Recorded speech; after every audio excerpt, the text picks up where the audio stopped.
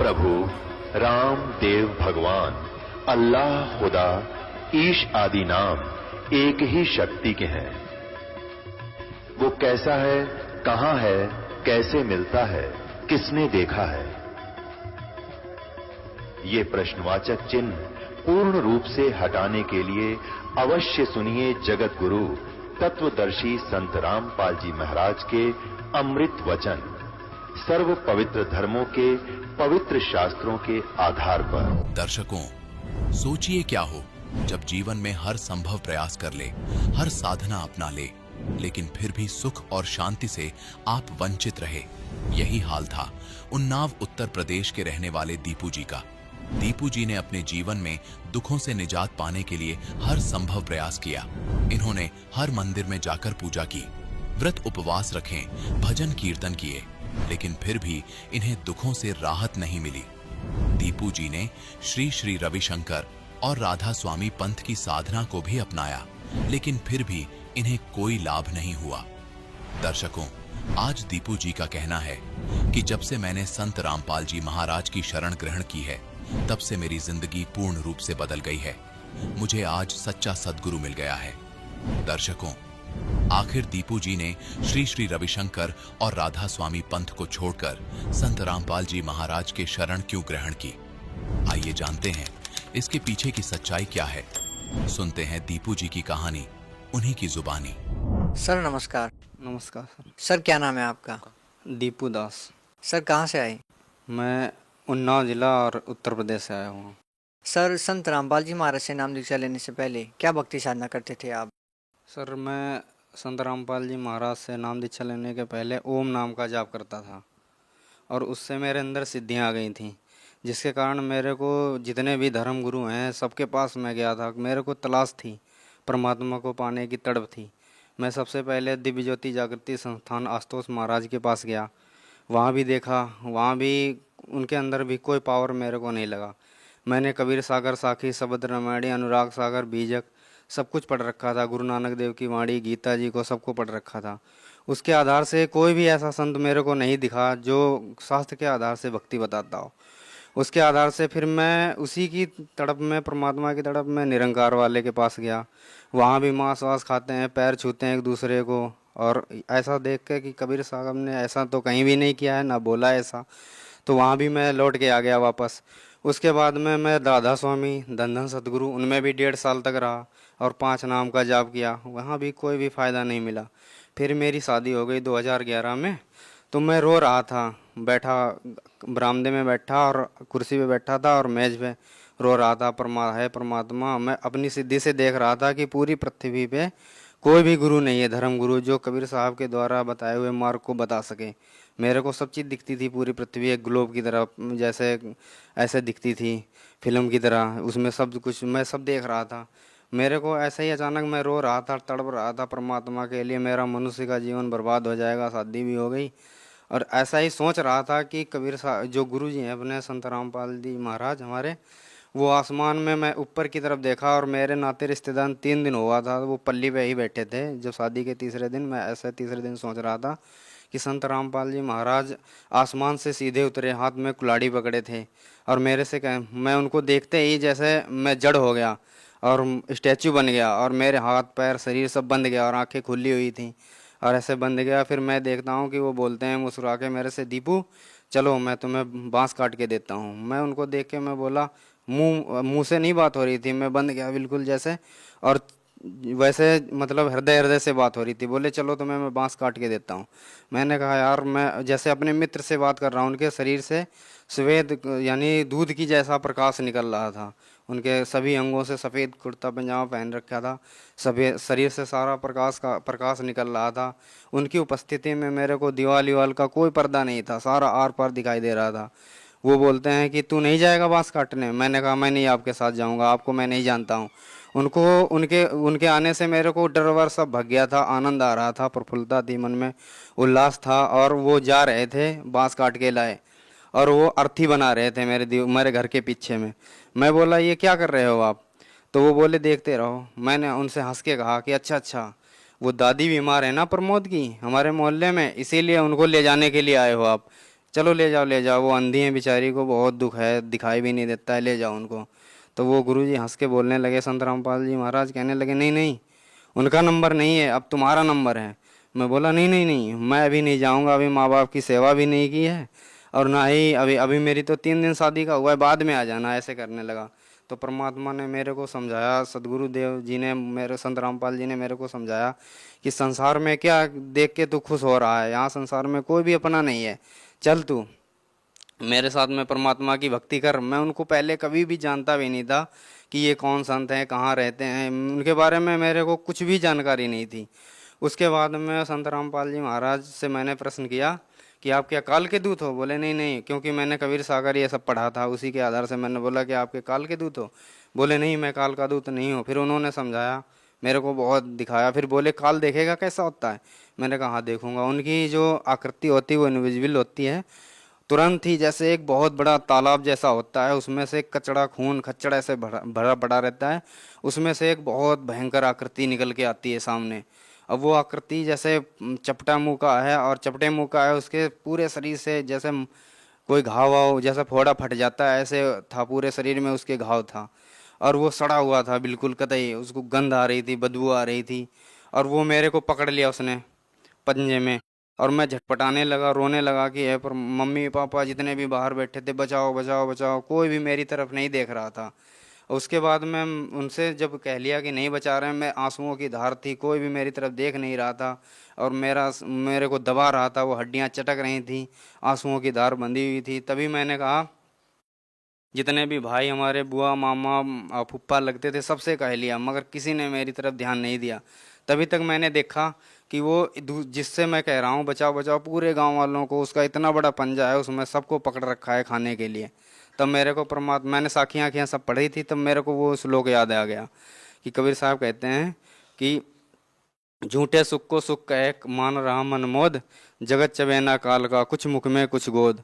उसके बाद में फिर मेरे अंदर एक दिन ऐसा ही और हुआ कि एक बार एक कबीर साहब के रूप में एक बहुत बड़ा सा यानी देव कोई आया, फरिश्ता, उसको मैं ऐसे ही कहूँगा फरिश्ता, क्योंकि कबीर साहब ही थे वो। उन्होंने कहा कि तुम परमात्मा को देखोगे? मैं बहुत ढूंढता था ऐसे।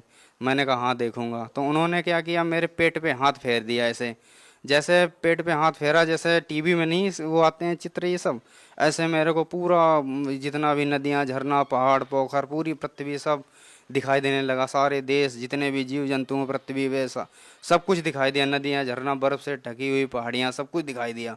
उसके बाद मैं देख रहा हूँ एक पृथ्वी से भी बढ़कर बड़ा एक सरोवर जैसा है, उसमें निर्मल जल भरा हुआ है, उसमें काले काले पक्षी हैं, वो उसमें आते हैं, डुबकी लगाते हैं और सफ़ेद बन जाते हैं, और एक प्रकाश का जैसा पुंज है बहुत बड़ा, और उसमें समा जाते हैं। उसके आगे मेरे को नहीं दिखाई दे रहा था। अब वो चीज़ जब हो जाती है, फिर वो प्रकाश का पुंज जैसा बन के मेरे अंदर समा जाते हैं, बोलते हैं बेटा अब तू मुझे ढूंढ लेना। उन्हीं की खोज में मैं इधर उधर भटकता रहा। एक बार और क्या हुआ, मैं फिर परमात्मा ने मेरे को ऐसा कर दिया कि मेरे को अपने आप ही साखी शब्द रमैणी बीजक अनुराग सागर गीता वेद ये सारे सबका सार आने लगा, अपने आप ही मेरे को आने लगा अपने अंदर ही। मैं जो भी बोलता अपने आप ही पता नहीं कहाँ से 4-4 6-6 घंटा श्लोक बोलता रहता, वाणियाँ बोलता रहता, मेरे को खुद नहीं पता होता कि मैं क्या कह रहा हूँ। तो उसके बाद में एक दिन क्या हुआ, मैं कि उसमें खेत में 4 घंटा कबीर साहब की साखियाँ कह के आया, खेत में लेटा ही था कि तुरंत ही मेरी आंखें ऐसे खुली की खुली रह गईं। आसमान की तरफ देखा, चांदनी पूर्णिमा की रात थी, चांदनी थी पूरी और नक्षत्र जगमगा रहे थे। थोड़ी देर बाद देखा 11 बजे का टाइम था रात को कि सारे नक्षत्र चंद्रमा सब गायब हैं, कोई भी दिखाई नहीं दे रहा, चांदनी केवल दिखाई दे रही है। मैंने सोचा कि अभी ये कहाँ चले गए, अभी तो यहीं पे जगमगा रहे थे। ऐसा ही विचार कर रहा था कि मेरे अंदर आनंद आया और हमारी आंखें खुली की खुली रह गईं। अचानक ही एक किताब प्रकट होती है आसमान में सफ़ेद रंग की, और उस किताब पे जैसे हम लोग टाइपिंग करते हैं ना, वैसे ही नक्षत्र चंद्रमा तारा सब कट कट कट टाइपिंग होते हुए चले जाते हैं। फिर वो किताब जो भर जाती है वो गायब हो जाती है। उसके बाद में गुलाबी रंग का कमल निकलता है और पूरे आकाश में खिल जाता है। जब गुलाबी रंग का कमल खिल जाता है उसमें देखता हूँ कि गरीबदास जी महाराज गेरुए रंग की जो ड्रेस पहने हैं, कपड़े उसको पहन के सिरा उस पे आसन पे जैसे उसमें है, और वैसे बैठे हुए हैं, आशीर्वाद ऐसे दे रहे हैं, मुस्कुरा रहे हैं और ऐसे ऐसे भाव भी मेरी तरफ कर रहे हैं। मैं उनको जानता भी नहीं था और इतना कोमल, इतना वैसा पारदर्शी शरीर, जैसे कमल की पंखुड़ियों से भी हल्का आर पार दिखाई दे रहा उनके शरीर से, यानी सोने जैसी लाइट निकल रही थी पूरे शरीर से। और जैसे कहते हैं वेदों में कि उस लोग कहते हैं कि उसकी प्रतिमा कोई नहीं है, तब मेरे को परमात्मा के बारे में समझ में आया कि संसार में वास्तव में उसकी कोई प्रतिमा नहीं है, उसके जैसा कोई है ही नहीं यहाँ पे संसार में। इस प्रकार से देखा। और फिर एक बार मैं, मेरा जो दोस्त है अब भगत है वो पहले, तो मैं एक बार ऐसे ही परमात्मा का ध्यान करते करते, नाम भी नहीं लिया था उसके पहले कि ये सब घटनाएं हैं, ऐसे ही ध्यान करते करते मेरे को एक दोस्त आया मेरा और गाड़ी में बिठा के ले गया आसमान में। वहाँ पे बिना नींव, कमल खिला हुआ है, बिना नींव का मंदिर है और वहाँ पे हिंदू मुस्लिम सिख ईसाई ये कोई भी वैन नहीं है, सभी धर्मों के लोग आ रहे हैं, आपस में मिल के रह रहे हैं। फिर आपस में वहाँ पे बिना नींव का वो कमल का फूल है, कोई उसका आधार नहीं है, उसमें आरती हो रही है। उसको देख के वहाँ पे बहुत शांति है, कोई भी लड़ाई झगड़ा नहीं, कोई जुरिडिक्शन बाउंड्री नहीं, कोई समय सीमा, मुल्क, दायरा, जात पात, वहाँ कुछ भी नहीं। उसको देख के मैं सोचा कि मैं यहीं रहूँगा, यहीं रहूँगा। वो थोड़ी देर बाद मैं वहाँ घूमता फिरता रहा, तो थोड़ी देर बाद वो लड़का बोला कि चलो तुम्हारा यहाँ काम ख़त्म, नीचे जाओ। मैं बोला नहीं नहीं मैं नहीं जाऊँगा। ज़बरदस्ती वो करने लगे, 4-5 आए, मेरे को ज़बरदस्ती भेजने लगे नीचे। जैसे ही मेरे को ज़बरदस्ती नीचे भेजने लगे, मैंने कहा अच्छा भेज तो रहे हो नीचे, मगर मेरे को यहाँ का पानी पी लेने दो। जब मैंने कहा पानी, कोई पात्र दो ऐसे, तो उन्होंने मेरे को जो चलनी होती है जिसमें आटा वाटा निकाला जाता है वो देते हैं। वो नल में लगाता हूँ तो सारा पानी नीचे चला जाता है। मैं सोचता हूँ कि अरे यार तुम मेरे को मूर्ख बना रहे हो, उनसे कह रहा हूँ, और ये तो इसमें तो पानी रुकेगा भी नहीं, ये तो सारा नीचे चला जाएगा। तो वो उसने कहा कि इसी प्रकार से बिना गुरु के सारा ज्ञान जो भी अर्जित करोगे सब नीचे ही चला जाएगा, टिकेगा कुछ भी नहीं। तो इस प्रकार से फिर मैं गुरु की तलाश में निकला। फिर मैं दिल्ली में आ गया। दिल्ली में आ गया तो दिल्ली में ज्ञान गंगा मेरे को एक भगत जी ने दी। भगत जी ने जब ज्ञान गंगा दी, उसको पढ़ा, जो वो ज्ञान जो मेरे अंदर पहले से फीट गया था परमात्मा ने, जो मेरे को परमात्मा ने बताया था, सदगुरुदेव रामपाल जी ने, और जो पहले से बताया था उसी में सब कुछ लिखा मिला वैसा ही। वो मेरे को पढ़ने से पहले ही पता चल गया पूरा, एक लाइन पढ़ता आगे ज़्यादा समझ में आ जाता। उसके हिसाब से फिर गुरुजी का एक दिन सत्संग मेरे को देखने को मिला। जब सत्संग देखा तो गुरुजी उत्साह के साथ और खूब जोश से परमात्मा की वाणी को बता रहे थे। और ऐसा मैंने अन्य संतों के पास गया, वो केवल सद्गुणों की पुष्टि करते हैं पहले, फिर उसके बाद में अपना मत प्रकट करते हैं। अपना मत प्रकट करने के बाद जीवों को सम्मोहित करके, यानी वाणी से वो करके, फिर उनको पाखंड, आडंबर, बाहरी कर्मकांड ये सब बताते हैं, जिससे उनकी जीवों की बुद्धि नष्ट हो जाती है। और उसके बाद में काल का ये सब पाखंड, आडंबर ये सब है, फिर जीव के अंदर आशाएं, इच्छाएं, तृष्णाएं और ये भोग विलास के प्रति इच्छा ये सब जागृत होती है, और उनके पास कुछ भी नहीं है, इसीलिए उनको कोई लाभ नहीं होता है। तो फिर उस गुरुजी को देख के ही मैं पहचान गया कि अरे ये तो वही वाले गुरुजी हैं जो मेरे को पहले मिले थे। पहले जब मैं जानता भी नहीं था इनको, तो मेरे को पता करना था कि कहाँ, उनसे भगत जी से पूछा कब चलोगे कब चलोगे। मेरे को इतनी तड़प हुई कि सदगुरु जी के वहाँ जाके नाम दीक्षा ली, और वहाँ जाते ही मेरे को ऐसा लगा कि जैसे मैं इन सबको पहले से ही जानता हूँ, और उन सब से इतना हिल मिल गया कि वो सब अपने जैसे लगने लगे। वहाँ जाके ऐसा भाव, ऐसा कि ये तो, वहाँ तो ईंट पत्थर में हम भटक रहे थे, धक्के खा रहे थे, ये तो जागृत मंदिर है। सब जितने भी थे वो हम ईंट पत्थर के देवता बनाए हुए थे, यहाँ तो सारे देवता ही देवता हैं। उनसे मिलकर मेरे को बहुत खुशी हुई। कोई भी बुराई नहीं, कोई नशा नहीं करते, कोई भी उनके अंदर बुराइयां नहीं है, नशा और ये जितनी भी दारू, गांजा, भांग, तंबाकू ये कुछ भी नहीं करते। और उन्हीं वही फिर परमात्मा से नाम दीक्षा ली वहाँ पे, और नाम दीक्षा से फिर भक्ति स्टार्ट की परमात्मा की। सर, सतलोक आश्रम में आपने संत रामपाल जी महाराज से नाम दीक्षा ली, तो सर संत रामपाल जी महाराज से नाम दीक्षा लेने के बाद आपको क्या क्या लाभ हुए? सबसे पहले तो मेरे को जो हमारे अंदर बहुत से प्रश्न रहते थे कि परमात्मा कैसा है, कहाँ मिलेगा, ऐसे वो तलाश ख़त्म हुई, और हमारे अंदर जो तड़प थी वो भी शांत हो गई। जो हमारा मानसिक, आध्यात्मिक, शारीरिक, भौतिक पतन हो चुका था, वो सदगुरुदेव के यहाँ आने से फिर से उत्थान चालू हुआ। और हमारी जो इंद्रियां हैं ये भी कम, मतलब हमारे परमात्मा के जाप के, जब सदगुरुदेव रामपाल जी के द्वारा सतनाम के जाप करने से जो हमारी इंद्रियां हैं, हमारी जो बुद्धि है जो बिल्कुल ख़त्म हो चुकी थी, उसमें क्या है कि परमात्मा के नाम से उस बुद्धि को निर्मल कर दिया। उसके बाद में मेरा सर दर्द करता था आधा, क्योंकि मैं सोचता रहता था, ऐसे ज़्यादा चिंतन करता था, इसलिए सर दर्द मेरा आधा किया करता था। सदगुरुदेव के यहाँ नाम दीक्षा लेने से वो सर दर्द भी ख़त्म हो गया। आज मेरे को 3 साल हो गया, सर दर्द नहीं हुआ। उसके उपरांत एक बार क्या हुआ कि मेरे को पहला नाम लिया था, दूसरा हाजिरी लगवाने के लिए आना था। मैंने 13 ड्यूटी की थी केवल कंपनी में, और मेरे को कमरे का भी किराया देना था, वो सब देना था, रूम रेंट का ये सब। मैं घर चला गया था, दादी बीमार थी। उसके बाद मैं लौट के आया तो उसमें देखता हूँ कि मेरे पूरे महीने की सैलरी आई हुई है। तो ये सदगुरुदेव की कृपा से मेरे को लाभ मिला। सर, जो लोग संत रामपाल जी महाराज से जुड़ना चाहते हैं वो संत रामपाल जी महाराज से कैसे जुड़ सकते हैं? चैनल पे सदगुरु रामपाल जी का सत्संग आता है, उसमें जो नीचे लिखा हुआ आता है उसको, जो उनसे जुड़ना चाहते हैं वो अपने उसमें नोट करें। और उनके जगह जगह पे वो ब्रांचें खुल चुकी हैं, जगह जगह पे अपने नज़दीकी उस भगत से संपर्क करके और वहाँ पे जाएं और नाम दीक्षा लेके अपना मनुष्य जीवन का प्रथम जो उद्देश्य है वो कल्याण करवाएं अपना मानव जीवन का, और सत्यलोक में चलें भक्ति करके।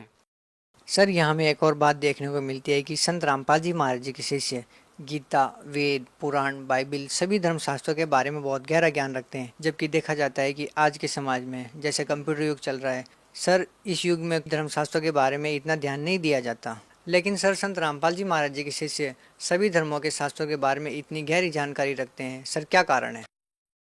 ऐसा है, जैसे समुद्र का अध्ययन करना है तो हम लेबोरेटरी में समुद्र को नहीं ला सकते, उसकी कुछ बूंदों के हिला के हम पूरे समुद्र की गुणवत्ता और इसमें क्या क्या गुण है ये सब पता लगा सकते हैं। इसी प्रकार से हमारे जो गुरुजी हैं सभी शास्त्रों को, गीता जी को, वेदों को, यानी तुलनात्मक तरीके से उसका जो सार निकाल निकाल के दे देते हैं। वो जो की है मास्टर आपकी, जो पूरे शास्त्रों का ज्ञान, और वो सब सिंपल लैंग्वेज में बताते हैं, जिसके द्वारा उन्हें आसानी से समझ में आ जाता है और वो बहुत जल्दी ही उस ज्ञान से परिपूर्ण हो जाते हैं। सर, बहुत बहुत धन्यवाद आपका। दर्शकों, अभी आपने सुने संत रामपाल जी महाराज से दीक्षा प्राप्त करके सुखी हुए भक्त के अनुभव। अब देखिए जगत गुरु तत्वदर्शी संत रामपाल जी महाराज के मंगल प्रवचन। एक मुल्ला से बात हुई, वार्ता वो दिखाते हैं।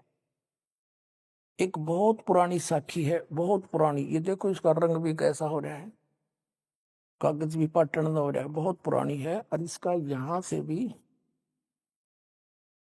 इसका फर्स्ट प्रिंट भी ठीक से नहीं रहा है। ये किसी सिख बच्चे ने लाकर हमें दिया है। ये वही कृपाल सिंह, जीवन सिंह, ये उनसे छपी है। ये ऐसी स्थिति है इसकी। अब इसके पृष्ठ नंबर आपको फिर हिंदी वाली में भी दिखाएंगे। एक इसमें लिखा कि इसके 122 पृष्ठ पर देखिएगा, 122 पृष्ठ पे ये है सुआल काजी रुकन दीन सुरा। ये रुकन दीन को सुरा, ये काजी है। तो हम यहाँ पढ़ेंगे, इनकी आपस में वार्ता हो रही है। तो नानक साहब ने कहा, नानक आखे रुकन दीन सच्चा सुनो जवाब, चारों चारों चारों कूट और सलाम कर, ता ऊ होवे सवाब, ता तू ही होवे सवाब। कहते हैं खालक आदम सिरजिया, आलम बड़ा कबीर। कहते हैं खालक आदम सिरजिया, जिस खालक ने, जिस परमात्मा ने तुम्हारा आदम की रचना की, आदम हुआ आदम की, और वो आलम बड़ा कबीर, वो सबसे बड़ा सर्वशक्तिमान परमात्मा कबीर है। है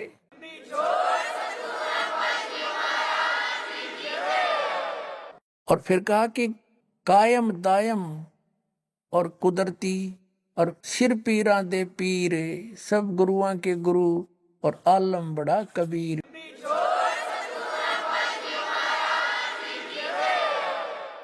अपनात्मा दास बहुत पहले से आपको कहता रहा था, लेकिन ये प्रमाण ना मिलने से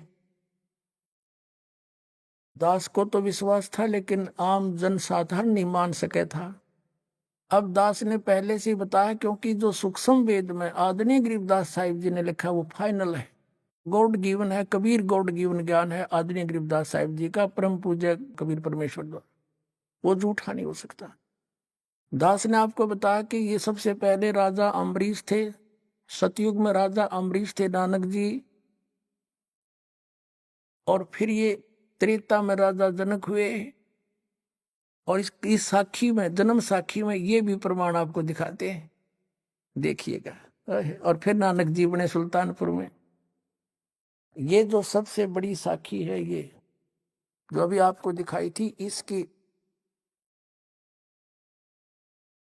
पृष्ठ नंबर 422 पर आपको दिखाते, 423 पर, ये है पृष्ठ 423 है, ये कट रहा है, ये 422 है। यहाँ देखिए, ये किसी सिख बच्चे ने दिया, उसने इस परमात्मा के ज्ञान से परिचित होकर के स्वयं निशान लगा रखेंगे। यहाँ लिखा है सतगुरु गुरु मेहरबान त्रेते, त्रेते माने त्रेता युग में, त्रेते जनक बदे है, त्रेता में जनक बदे ही, और हरिचंद द्वापर गुरु, और कलयुग नानक देव। कलयुग में नानक देव सतगुरु मेहरबान त्रेते जनक विदेही, और हरिचंद द्वापर में, और गुरु नानक कलयुग में, कलयुग नानक देव। इन्होंने तो एक और बता दिया कि द्वापर में हरिचंद आए थे, बाकी आगे देखेंगे। यहाँ देखो, यहां पर है कि त्रेता युग विच गुरु जी जनक विधेयी होया, और अर सिद्धि करोड़ी एक 35 आया ता। इस श्लोक का ये अनुवाद करता हुआ रहा, इसने अपने हिसाब से किया है, आगे भी लिखा होगा बहुत सा, इतना इस दास ने इतनी पढ़ नहीं आती, और ये सिख समाज के पास तो उपलब्ध है, ध्यान से खूब पढ़ सकते हैं। ये साखी कौन सी है? साखी अजिते, ये है साखी अजिते रंधावे दी, इसके अंदर है ये। इसमें स्पष्ट लिखा है कि सतगुरु गुरु मेहरबान त्रेते जनक बदेह, और हरिचंद द्वापर में, और गुरु कलयुग नानक देव। इस प्रकार ये सारा उन्होंने इसमें अपना हिसाब से अनुवाद किया। अब आप जी ने जो देखी वो पंजाबी यानी गुरमुखी लिपि वाली साखी देखा, हिंदी वाली और दिखाते हैं। इसमें इन्होंने कुछ फेरबदल कर दिया है, और जहां ये विचलित नहीं हुए वो एज इट इज लिख दी है। हिंदी करते समय इन्होंने कुछ मसाला काट दिया, अब देखना, और कुछ बहुत कुछ छुपा है इसमें, ये देखिएगा अभी शेष बचा है। ये है हिंदी वाली, भाई बाले वाली, श्री गुरु नानक देव जी की जन्म साखी, भाई चतर सिंह जीवन सिंह अमृतसर से छपी है।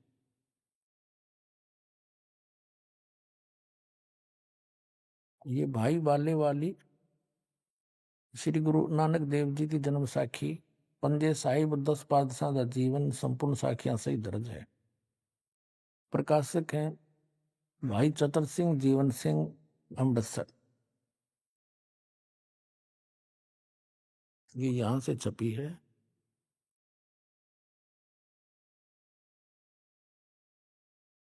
माया बाजार माया सेवा अमृतसर, ये इनके फैक्स और फोन नंबर है। भाई चतर सिंह जीवन सिंह, ये मुद्र का जीवन प्रिंटर्स अमृतसर।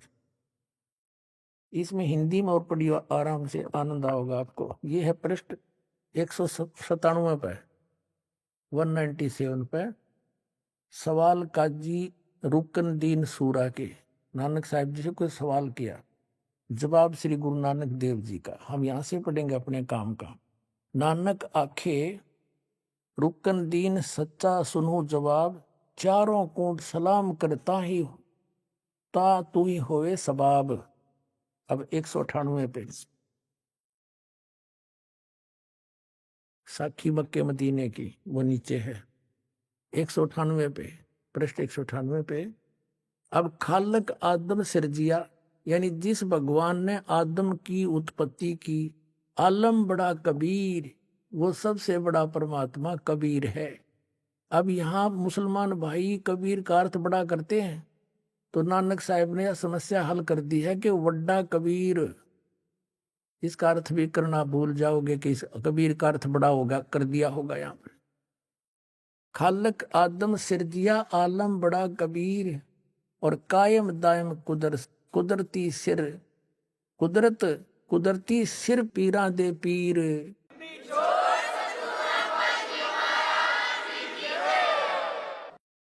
अब क्लियर कर दिया कि वो पीरा के पीर जगत गुरु है, वो सतगुरु पुरुष कबीर हैं, चारों युग परवाने, झूठे गुरुआ मर गए वो हो गए भूत मसाने। सतगुरु पुरुष कबीर है, सतगुरु और पुरुष भगवान भी वही है, और यहाँ पीर रूप में आकर मिलते हैं। वेद भी गवाही देते हैं परमात्मा अच्छी आत्माओं को मिलते हैं, और जिनको मिले वो गवाही दे रहे हैं कि जिंदा रूप में कबीर परमेश्वर आकर मिले, वो सबसे बड़ा हो परमात्मा, बड़ा कबीर। ये कहते हैं अल्लाह अकबर, बड़ा बड़ा भगवान, कबीर का अर्थ बड़ा करते हैं। यहाँ पर नानक साहब ने समस्या हल कर दी कि वड्डा कबीर, सबसे बड़ा कबीर, सबसे बड़ा वो कबीर, सबसे बड़ा है वो आलम, आलम कबीर, यानी सबसे बड़ा भगवान परवरदिगार आलम, वो परवरदिगार आलम है, सबसे बड़ा भगवान परमात्मा, सब तय बड़ा कबीर। इसका ये अर्थ है, आलम बड़ा कबीर, सबसे बड़ा भगवान कबीर। इसमें बड़ा अर्थ साफ लिख दिया। अब आप दिखाते हैं सचखंड की साखी, ये है सचखंड की साखी, और यहां से अब देखो फिर गुरु जी, ये है 309 पृष्ठ पे, 309 पृष्ठ पे इसमें शब्द लिखा है कि फिर गुरु जी उस स्थान पर पहुंचे जहां महान प्रकाश है, और प्रकाश रूपी सिंहासन पर निराकार स्वयं विराजे हैं। तो विराजन वाला कोई अलग थोड़ा हो गया, कोई परमात्मा साकार है।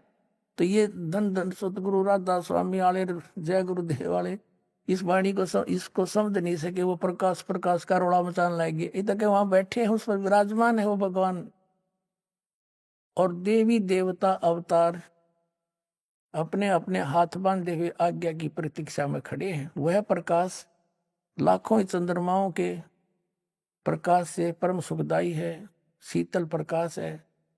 इन अनुवाद करता हूं बहुत सी छोड़ दिया, उसमें सूरज और चंद्र दोनों लिखे हैं, सूरज भी। तो तब गुरु जी वहां स्तुति की, विष्णु जी की उपस्थिति में वह स्थान परम रम्य हो रहा था। तब भगवान ने प्रेम से कहा, आओ नानक देव, तुम तो सदैव मुझ में मिले हुए हो, तुम में और मुझ में कोई भी अंतर नहीं है।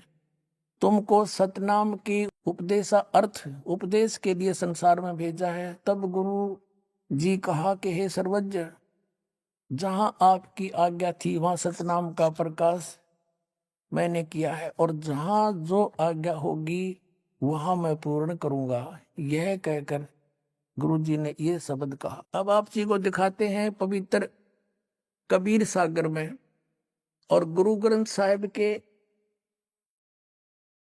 24 पृष्ठ पर लिखा है, गुरु ग्रंथ साहिब के 24 पन्ने पर लिखा है, फाई सूरत मलुकी वेश, ओ ठगवाड़ा ठगी देश, खरा सियाणा भोता बार, ये धानक रूप रहा करतार। फिर प्रश्न नंबर 721 में लिखा है कि एक अर्ज गुप्तम पेश तोदर कून करतार, हक्का कबीर करीम तू बे ऐब परवरदिगार। हक्का कबीर, हे सत कबीर, हे अविनाशी कबीर, आप सर्वशक्तिमान शब्द स्वरूपी राम, आप ही हो सारी सृष्टि के करतार हो। और यहां स्पष्ट कर ही दिया, सब तो बड़ा आलम कबीर। इस साखी में यहां तक लिखा है कि उसके ऐसे सुंदर सुंदर कपड़े हैं, स्वर्ण जैसे कपड़े हैं, सोने जैसे कपड़े ऐसे पहन रखे, तो निराकार कैसे हो सकता? ये साखी फिर दिखानी पड़ेगी। अब फिर देखिए थोड़ा सा, क्योंकि यहाँ पर भरम ना रह जाए और पढ़ाते हैं थोड़ा। ये वो साखी है भाई बाले वाली ये इतनी ये पुरानी है, ये भी सबसे पुरातन लिखा है इन्होंने, सब तो बड़ी भाई वाले वाली। और इसके यहाँ है ई जन्म साखी अज तक छप चुकिया नालों वड्डी है, सब ते वड्डी ते पुरातन है, भाई बाले वाली जन्म साखी श्री गुरु नानक देव जी दी। ये वही है, पहले आपको दिखाई थी। जीवन सिंह, कृपाल सिंह एंड कंपनी, पुस्तकां वाली गली, नंबर 8, बाग रामानंद, अमृतसर। यस, अब इसमें हम पीछे थोड़ा रह गए, बात कंसेप्ट क्लियर हो नहीं पाया। ये है 251 पृष्ठ पर, ये है आगे साखी होर चली, आगे साखी होर चली। हम यहां तक पढ़ सके हैं कि श्री गुरु नानक देव जी अंतर्ध्यान होए ते मीना पर्वत पर जा खड़े हुए। अब 252 पर देखते हैं, 252 पर। और मिया नाल गोष्ठी, ये सिद्धा नाल गोष्ठी हुई, ये उसका ही प्रकरण है। अब इसमें 252 पर यहाँ आपने पढ़ लिया था कि फिर मर्दाना पूछिया जी तुहानू जो गुरु मिलिया सी उसदा नाम की है, ता गुरु नानक जी किहा उसदा नाम, मर्दाना उसदा नाम बाबा जिंदा आखदे हन। अब आगे हम बताते हैं यहां से, गुरु नानक जी किहा मर्दाना ता ही बाबा नहीं आखना, ता मर्दाने किहा गुरु जी असी भी ता तुहाडे नाल सी। तो फिर आगे आहे तुहानू कद मिलिया है, ता गुरु नानक जी किहा मर्दाना अजे अजे तू असां थी नहीं आया सैन, जद असी मिलन गए सा, ता मर्दाने किहा जी कद गए सी सो, ता गुरु जी किहा जद सुल्तानपुर विच डुबकी लाई सी। तब मर्दाना असी उन 3 दिन उससे पासे रहे से, उस 3 दिन उससे के पास रहे थे। मर्दाना भाई बाला जानदा है, मर्दाना ऊ ऐसा गुरु है जो जिसकी सत्ता संपूर्ण जगत नू आसरा दे रही है, और मर्दाना जिंदा उसनू कहंदे हन जो काल दे वस ना आवे। हथों काल उस दे वस होवे, ता मर्दाना किहा कि उसदा रंग की है अते उसदा आसन किथे है, ता गुरु जी किहा मर्दाना उसदा रंग लाल है, पर उस लाली नाल कोई लाली मिलदी नहीं, अते उस दे रोम स्वर्ण दे रंग दे हन, उसके रोम उनके बाल सोने के रंग के हन, पर उन्हां दे नाल सोना भी दख नहीं देंदा है, ते रसना थी बोलदा भी नहीं, अते रोम रोम थी मर्दाना होए शब्द हो रिहा है, एहो शब्द हो रिहा है, गहर गंभीर। ता मर्दाने किहा धन हो गुरु जी तुसा, बिना ए निशा असाडी कौन करे, ता मर्दाने आखिया गुरु जी हुन सुमेर पर्वत चलो। अब इसमें स्पष्ट हो गया कि उसके एक रोमकूप सोने कैसे हैं, उसका रंग लाल है, तो निराकार कैसे हो गया। अब इसका प्रमाण गुरु ग्रंथ साहिब से क्लियर होगा। अब देखिएगा, गुरु ग्रंथ साहिब से कुछ साखी हम आपको सुनाएंगे पढ़कर, ये अलग से छपी हैं। अब देखिएगा, ये है 567 पृष्ठ पन्ना पर गुरु ग्रंथ साहिब में। वड्डा साहिब है आप अलख अपारा, तेरे बंके लोयन, तेरे बंके लोयन दंत रिसाला, सोने नक जिन लंबड़े वाला, और कंचन काया, सोने के साथ शरीर आपका, कंचन काया और सोने की ढाला, सोने की तरह आपका सुंदर शरीर जो है सोने जैसा है, तो निराकार की तरह गया फिर वो।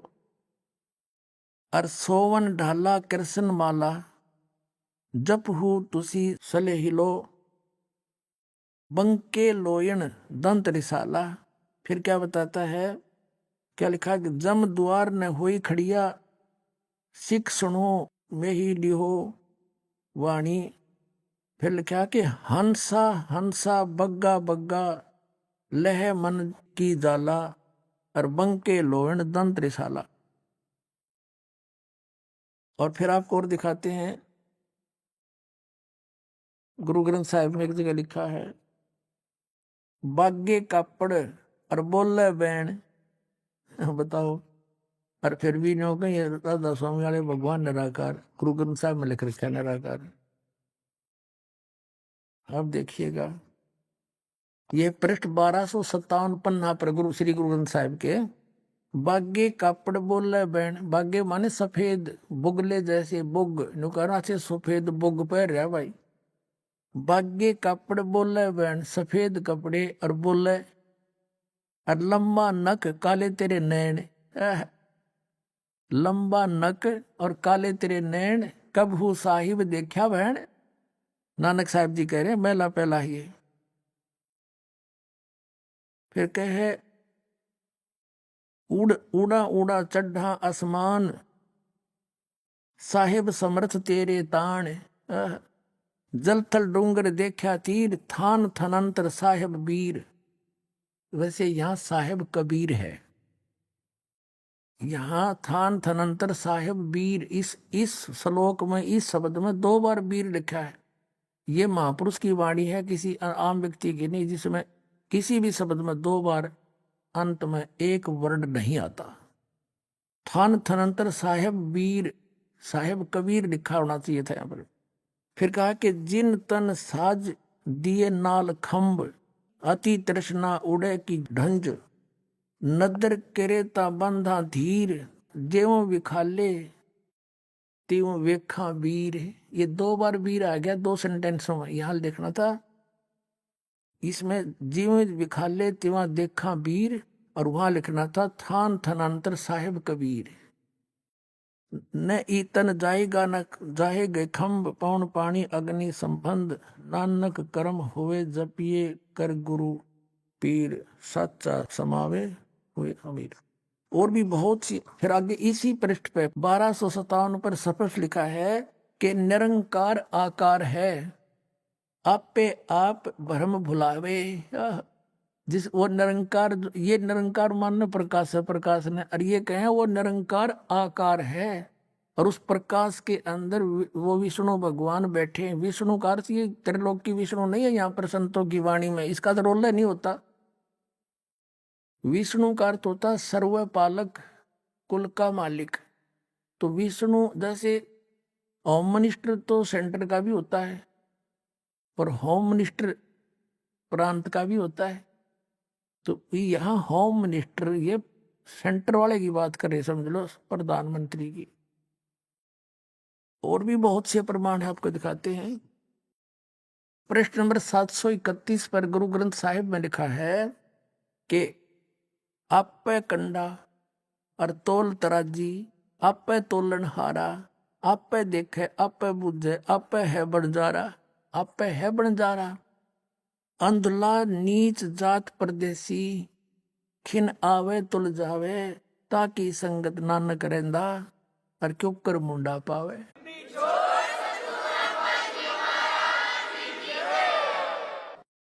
अब प्रश्न नंबर 1039 पर लिखा है, ये जो हमारे शरीर के अंदर 5 प्रधान है ना, इन प्रधानों यानी मूल कमल में, स्वाद चक्र में, नाभि कमल, हृदय कमल और कंठ कमल में। इनके विषय में लिखा है 1039 पृष्ठ पर।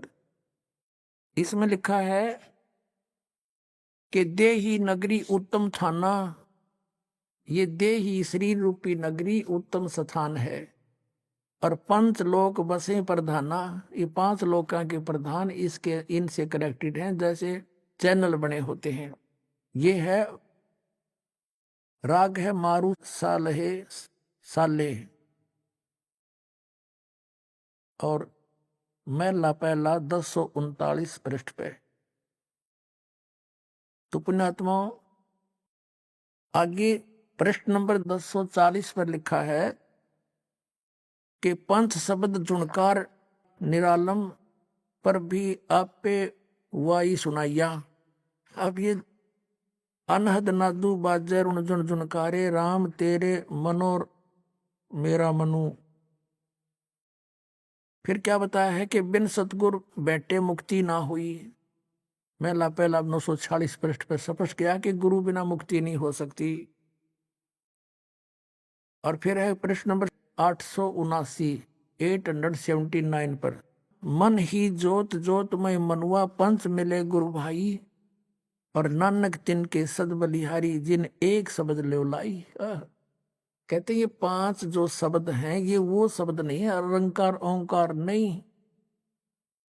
ये जो शब्द आपको दिए गए हैं ये 5 प्रधानों के हैं, और इनसे फिर कहें सतगुरु मिले तो,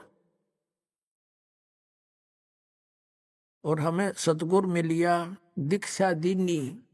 तो ये इन बातों से कंसेप्ट क्लियर हो गया, गुरु ग्रंथ साहिब से भी और ये जन्म साखी से भी स्पष्ट क्लियर हो गया। अब आपको दिखाते हैं पवित्र कबीर सागर के अंदर। पुण्यात्माओं, जितना आदरणीय और मान्य श्री गुरु ग्रंथ साहिब, उतना ही आदरणीय और मान्य और ऑथेंटिक ये कबीर सागर है। और कबीर सागर गुरु ग्रंथ साहिब से पुरातन है, क्योंकि श्री गुरु नानक देव जी और परमेश्वर कबीर जी, हाँ फिर प्रसंग रह गया थोड़ा सा कि जब नानक साहिब जी को वापस भेजा कि वहां सतलोक से कि आप वहां जाइए बनारस में, काशी में आपको सतनाम मिलेगा। तो पहली उदासी, उदासी का अर्थ क्या होता है? ये तो यात्रा कहते हैं। पहली उदासी जो यात्रा की, संसार से उदास हो गए और सतलोक से वापस आ गए, बनारस की है पहली उदासी। तो वहां जाकर रामानंद जी से पूछा। अब नानक साहिब जी ने गीता जी के आधार से 7 श्लोक सेलेक्ट कर लिए, 7 श्लोक, और उनमें प्रत्येक पंडित से, ब्राह्मण से, गुरु से जो हिंदू धर्म के थे उनसे पूछा करते थे कौन ब्रह्मा का पिता है, कौन विष्णु की माँ, और शंकर का दादा कौन है, हमको देव बता। फिर ये प्रश्न किया करते थे कि तुम किसको मानते हो? गीता बोली, वो कहते थे श्री कृष्ण जी को। तो श्री कृष्ण जी अजर अमर हैं क्या, इनके माता पिता भी हैं? तो वही बोली बोलते थे वो संत, अजर व अमर हैं, कोई माता पिता नहीं, सर्वेश्वर हैं। तो वही जो परमेश्वर ने नानक साहिब जी से प्रश्न किए थे वही सबसे वो प्रश्न करने लगे कि गीता जी अध्याय नंबर 4 के श्लोक 5 और 9 में, अध्याय नंबर 2 के 12 में, अध्याय नंबर 10 के 2 में गीता ज्ञानदाता कहता है कि तेरे और मेरे अर्जुन बहुत जन्म हो लिए, हम तो जन्मते मरते हैं। फिर 18वें अध्याय के 62वें श्लोक में कहा कि तू सर्वभाव से उस परमेश्वर की शरण में जा, उसकी कृपा से तू परम शांति और सनातन परम धाम को प्राप्त होगा। वो कौन है वो बताओ? तो सट्टे मारते श्री कृष्ण ही अपने बारे में कह रहे हैं, छट दे गल, अपने बारे में कह रहे हैं। नानक जी आगे चल पड़ते थे। फिर काशी में जाकर के रामानंद जी से यही गोष्ठी की। तब रामानंद जी ने कहा था कि मुझे भी नहीं मालूम था भक्त वो परमात्मा स्वयं उतरे हैं यहाँ पर। फिर नानक साहिब जी का कुछ विश्वास हुआ कि सचमुच देखते लूं। जब कहा कि कहाँ है वो, मुझे मिलाइए उनसे। अब वहां से आए थे न्यू थे, मैं प्रश्न उत्तर करूंगा यही। अब एक सेवक भेज दिया, स्वामी रामानंद जी ने एक सेवक भेज दिया कि जा भगत जी को ले जाओ और भगवान से मिलाओ। परमात्मा को पता था कि आने लग रहा हमारा लाल, बैठ के खड्डी में कपड़ा बुने नहीं जानते। और जब नानक साहब ने देखा, करे तेरा गजब हो, ये तो वही है जो सचखंड में देखे थे। आंखों में आंसू भर आए और कहते हैं, फाई सूरत मुल्क की वेश, ए ठगवाड़ा ठगी देश, खरा सियाणा बोता बार, ये दानक रूप रहा करता रे।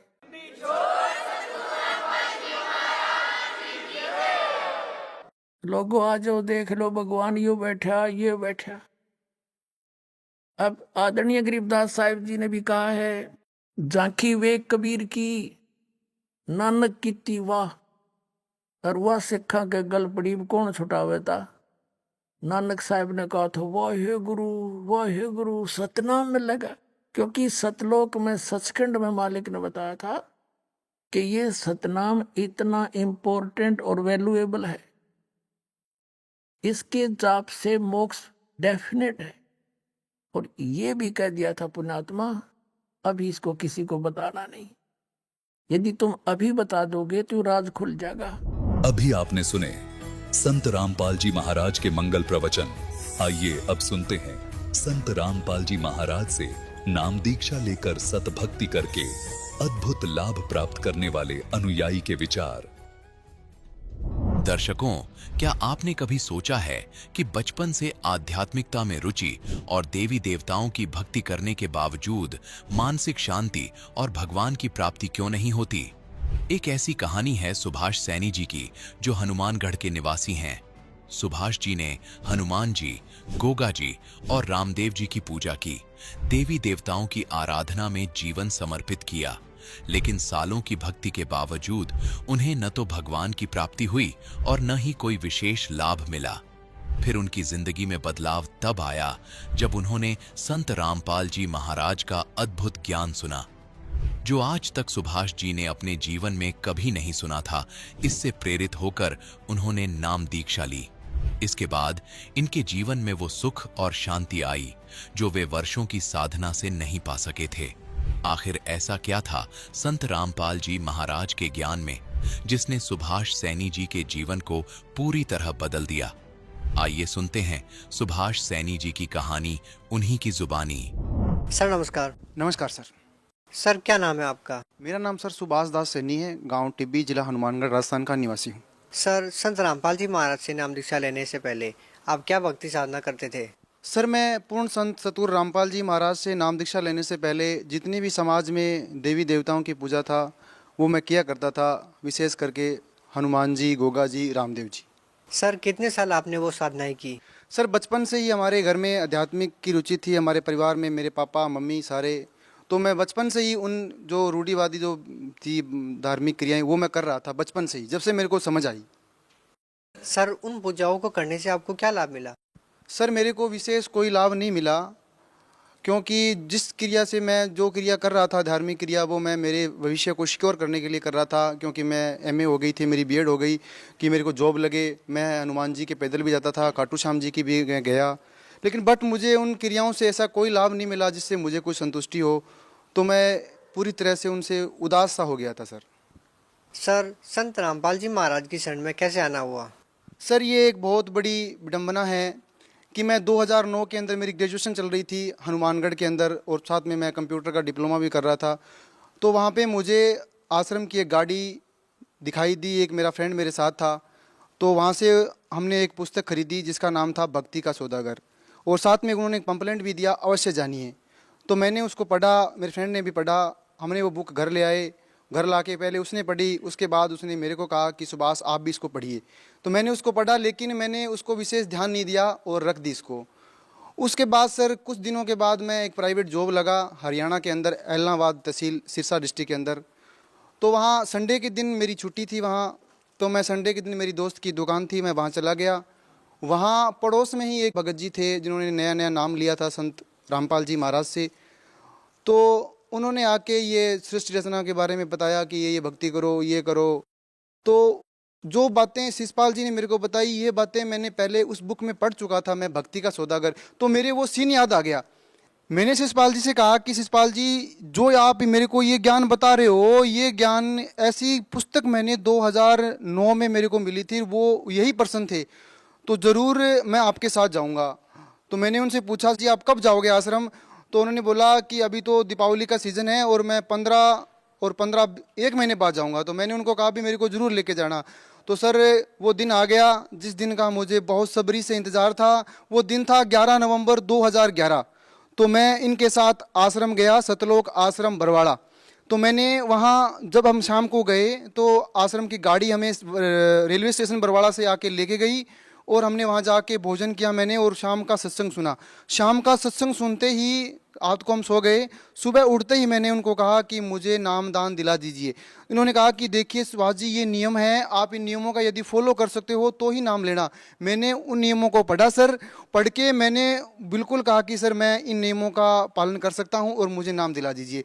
तो वो दिन था सर 12 नवंबर 2011। मेरी ज़िंदगी का बहुत ही स्वर्णिम दिन मैं मानता हूं, जिस दिन मुझे परम संत सतगुरु रामपाल जी महाराज की शरण मिली और मेरा जो जीवन था सर बहुत ही धन्य हो गया और मैं उस दिन को नहीं भूल सकता सर।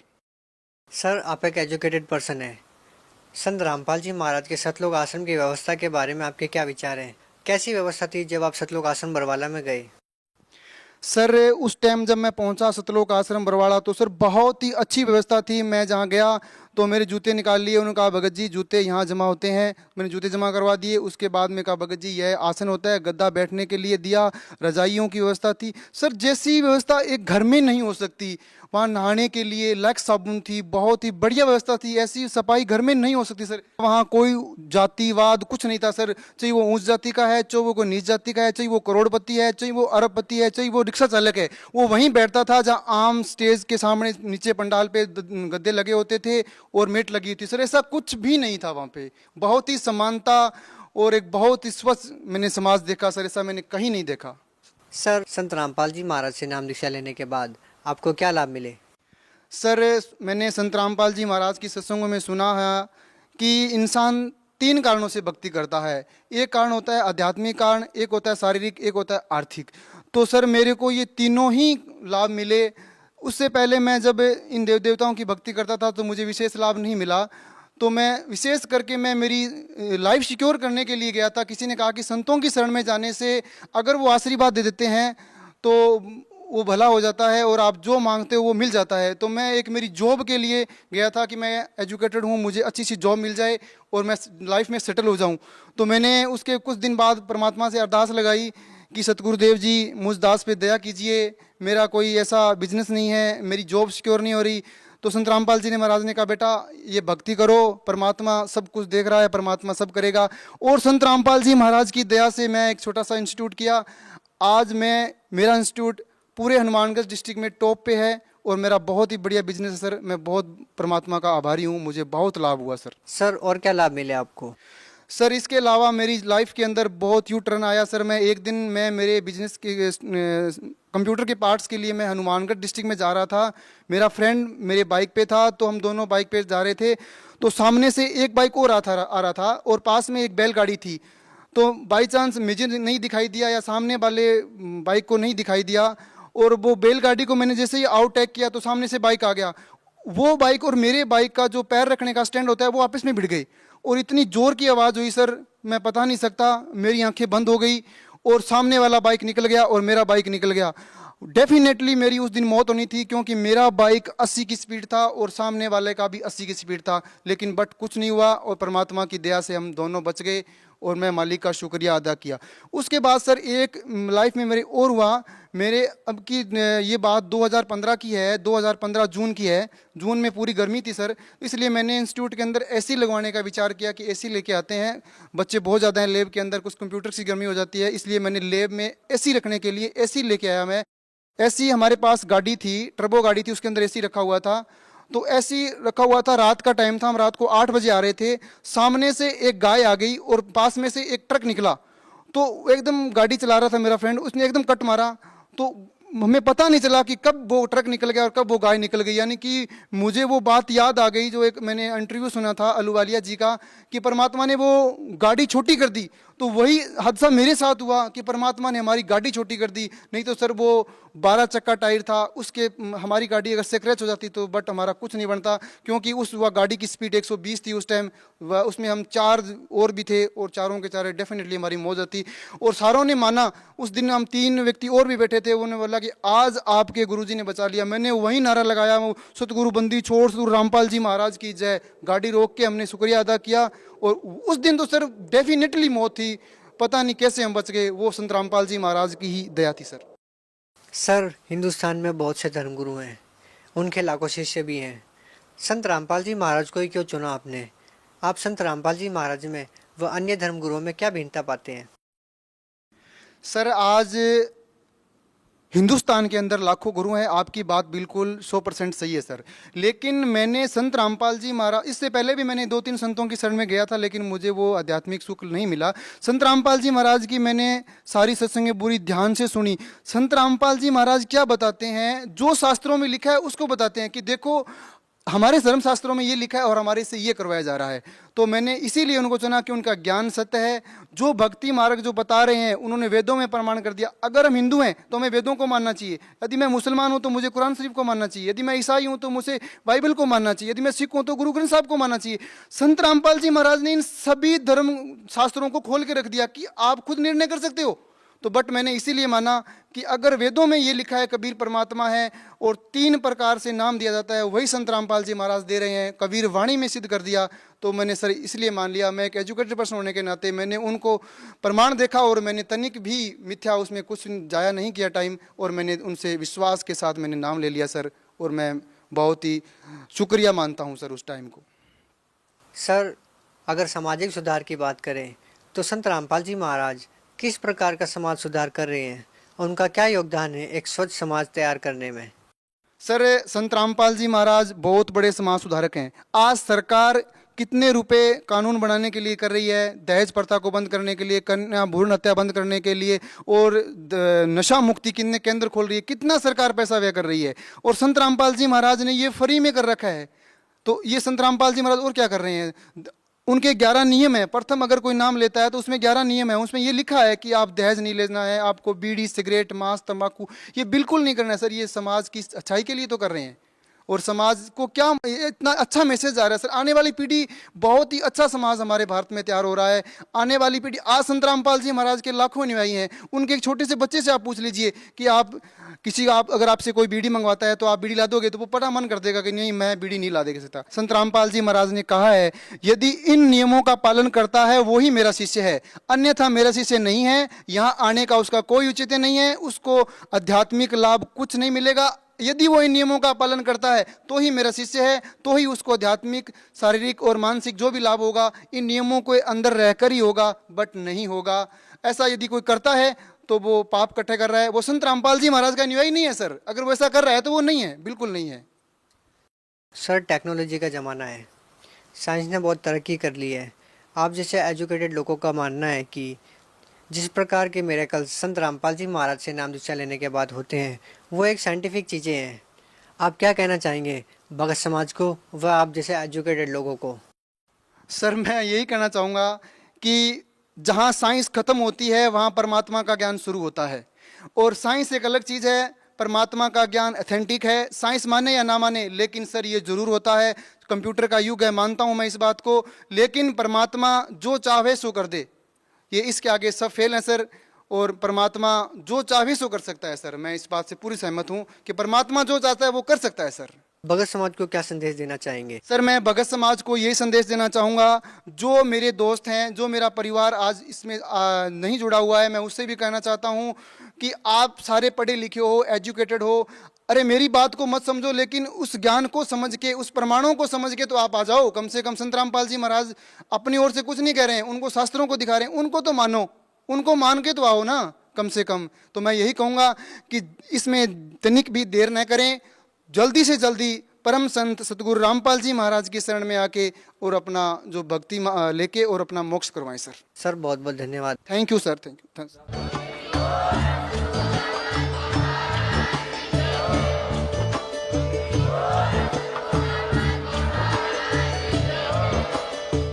सुन रहे थे जगत गुरु तत्वदर्शी संत रामपाल जी महाराज जी के मंगल प्रवचन। अधिक जानकारी के लिए विजिट कीजिए हमारी वेबसाइट www.jagatgururampalji.org।